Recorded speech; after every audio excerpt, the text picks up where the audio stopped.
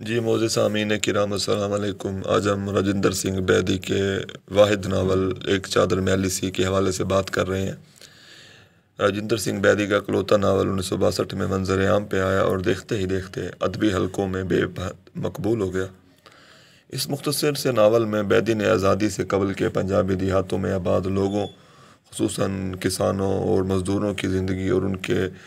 مسائل کو موضوع بنایا ہے۔ اس ناول میں بیدی کی تخلیقی بصیرت اور صلاحیت اور فنکارانہ شعور جو ہے وہ ہمیں عروج پر نظر آتے ہیں۔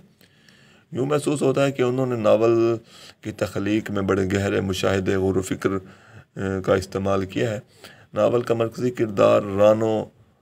ایک غریب گھرانے سے تعلق رکھتی ہے اور اس کی شادی اپنے ہی جیسے طبقے کے کوچوان تلوکہ سے ہوتی ہے۔ تلوکہ جو کہ گاؤں کے چودھری مہربان داس کے لیے لڑکیاں لاتا ہے۔ تلوکہ لڑکیوں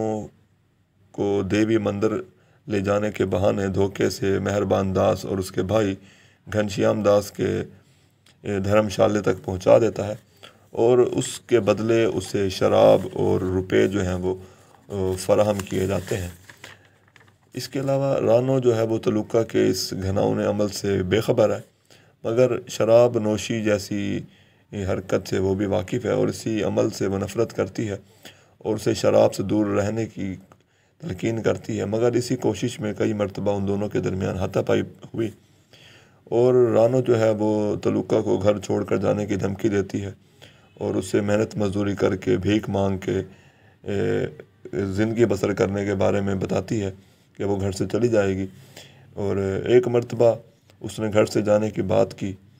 اور اس نے بات کرتے ہوئے کہا کہ جہاں بھی جاؤں گی محنت مزدوری کر لوں گی، 2 روٹیوں کے لیے مہنگی نہیں کسی کو، گاؤں بھر میں کوئی جگہ نہیں میرے لیے، دھرم شالہ تو ہے۔ دھرم شالہ؟ تلوکہ چونک اٹھا اور ایک دم آگے بڑھتے ہوئے اس نے رانی کی ٹرنکی پکڑ لی اور بولا، چل پیچھے مڑ۔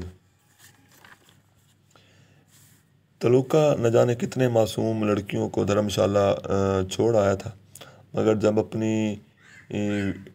بیوی کے دھرم شالہ جانے کی بات سنی تو اس کا ضمیر جاگ اٹھا۔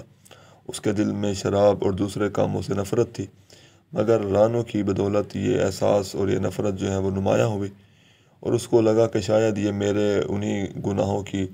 سزا ہے کہ آج میری بیوی اسی دھرم شالہ میں جانے کی بات کر رہی ہے۔ رانو کو ہم ہندوستان کے نچلے طبقے کی عورتوں کی تمثیل یا علامت بھی کہہ سکتے ہیں،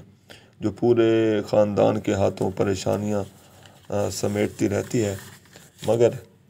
وہ صبر اور تحمل کا مظاہرہ کرتی ہے۔ پھر کچھ عرصے بعد رانو کی زندگی میں ایک اور واقعہ ہوا کہ تلوکہ جو ہے وہ 12-13 برس کی ایک لڑکی کو دھرم شالہ چھوڑ آیا، مگر بدقسمتی سے اس لڑکی کا بھائی اس کو یہ خبر ہو گئی تو وہ مہربان داس اور گھنشیام کے خلاف رپورٹ کراتا ہے اور یوں مہربان داس، گھنشیام داس اور اس مندر کا پجاری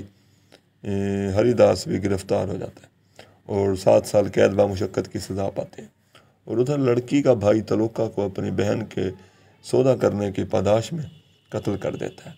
تلوکہ کی موت کے بعد جو ہے وہ ناول ایک بالکل نیا رخ لیتا ہے اور اس نئے رخ میں کیا ہوتا ہے کہ جب بعد میں جو ہے